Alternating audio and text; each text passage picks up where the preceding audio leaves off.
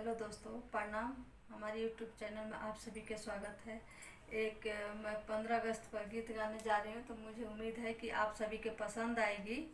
तो लाइक करिएगा, शेयर करिएगा, कमेंट बॉक्स में बताइएगा कि हमारे 15 अगस्त पर का गीत कैसा लगा। मैं गा रही हूँ। देई के आजादी आए गांधी जी, अपने सपनावा भैनिए राम। देई के आजादी आए गांधी जी, अपने सपनावा भैनिए राम। अपने सपनावा भैनिए राम।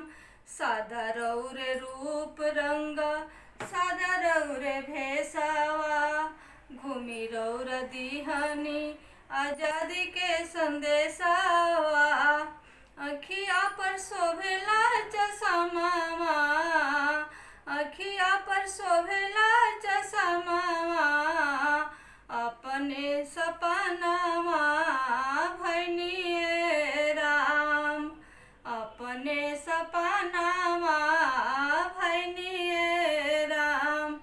सादर और रूप रंग, सादर और भेसावा, घूमी रौर दिहनिया जादी के संदेशावा।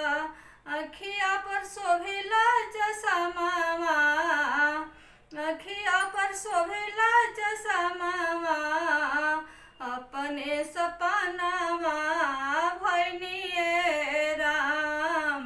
अपने सपनावा भैनिए राम। रौरे वियोग में रोवे सारे हिंदुस्तान, देश के हिमालय रोवे सारा जहान। कभी रोवे भर के नैनवा, कभी रोवे भर के नैनवा, अपने सपनावा भैनिए राम। अपने सपनावा भैनिए राम। रौरे वियोग में रोवे सारे हिंदुस्तान, देश के हिमालय रोवे सारा जहान।